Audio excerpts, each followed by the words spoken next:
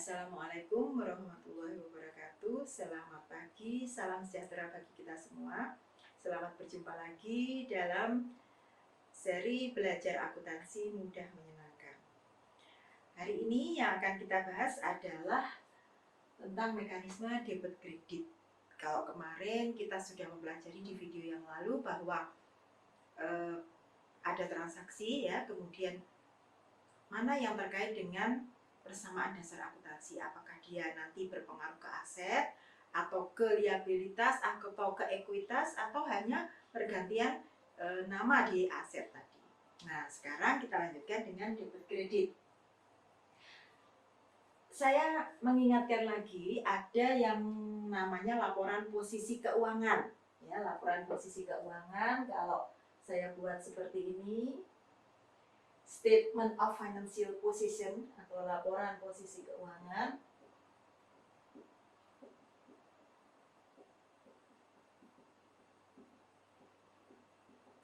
Nah, di sini ada sisi debit dan di sini ada sisi kredit.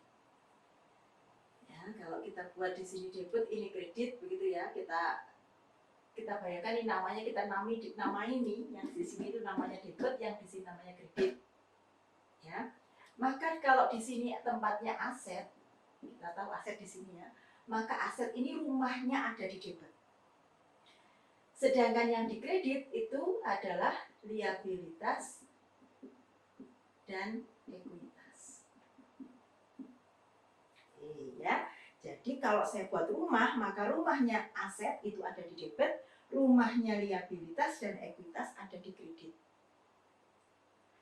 Sehingga kalau aset bertambah, ya, kalau aset bertambah, maka diletakkan di mana? Ya, diletakkan di rumahnya, di saldo normalnya. Normalnya dia di mana? Rumahnya di mana? Rumahnya di debit. Sehingga kalau saya punya, ini saya pisah begini, ini ada aset, maka setiap penambahan aset itu akan ditaruh di debit. Ya, jadi kalau aset bertambah,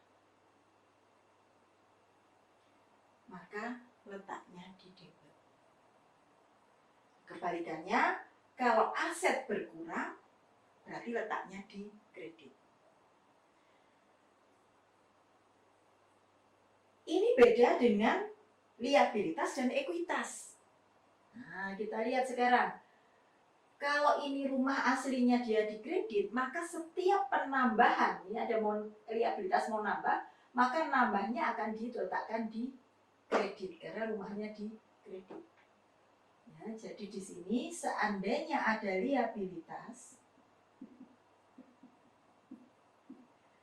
di sini debit, ini kredit. Kalau liabilitas bertambah, maka dia letaknya di kredit. Oke. Bagaimana dengan ekuitas? Sama dengan liabilitas. Ekuitas ini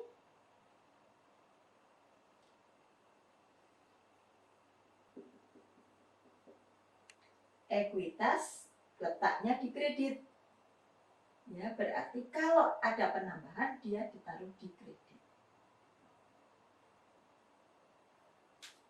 Saya ulang, aset bertambah di debit, liabilitas kalau bertambah di kredit, ekuitas kalau bertambah di kredit. Oke, lanjut. Ada yang mempengaruhi transaksi yang mempengaruhi ekuitas. Masih ingat? Ya, betul ya. Di sini ada pendapatan dan beban. Bagaimana sekarang kalau pendapatan? Kalau pendapatan bertambah,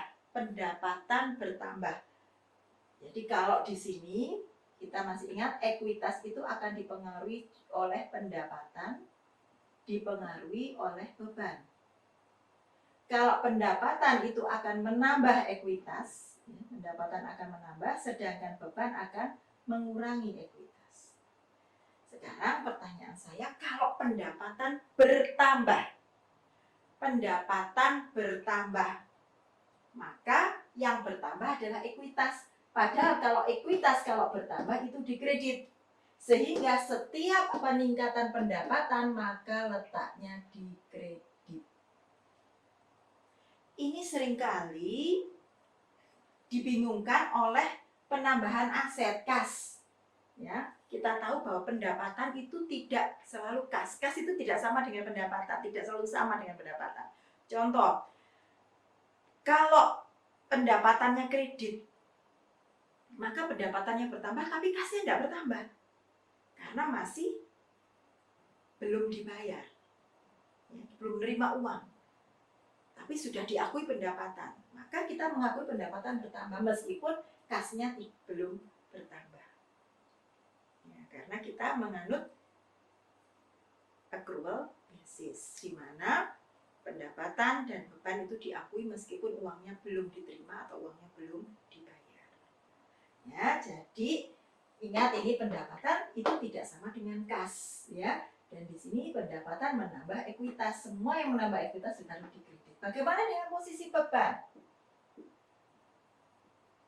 Nah, sekarang beban itu mengurangi ekuitas. Berarti semakin banyak beban, ekuitas itu semakin berkurang. Coba kita lihat.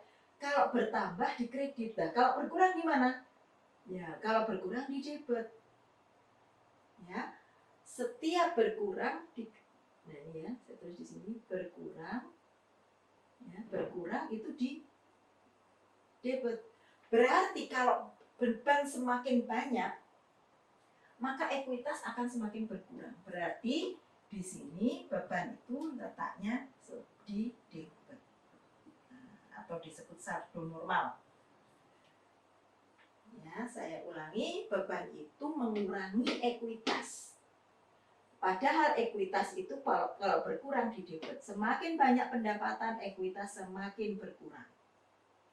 Sehingga di sini kalau beban bertambah maka di debit. Ya, posisinya mengurangi ekuitas. Lanjut ya. Contoh soal. Sekarang contoh soal yang sama dengan yang kemarin. Tanggal 2 Januari. Nyonya Cantik menginvestasikan dananya. Ya. Uangnya sebesar 100 juta. Coba kita pelajari di sini 100 juta. Investasi 100 juta. Maka apa yang berubah? Yang jelas ada perubahan dengan kas. Kasnya bertambah.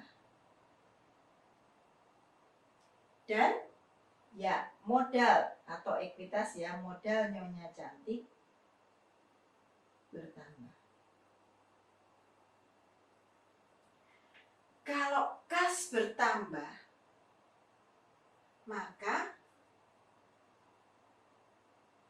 ditaruh di debit. Modal bertambah, nah ingat modal atau ekuitas atau modal Nyonya Cantik kalau bertambah di kredit. Ya, jadi di sini kas bertambah maka rumahnya nanti di debit. Modal Nyonya Cantik bertambah maka rumahnya di kredit. Ya, kita lanjutkan dengan latihan soal. Kita selesaikan yang seperti kemarin. Posisinya apakah dia debit atau dia kredit. Nah, nanti ini sekaligus terkait dengan jurnal. Nah, kita mulai dengan siklus akuntansi. Ya, siklus akuntansi dimulai dengan transaksi dan transaksi tersebut di jurnal. Untuk bisa masuk ke jurnal, maka kita harus paham dulu debit yang mana, kredit yang mana. Ya, seperti itu. Kita akan lanjutkan.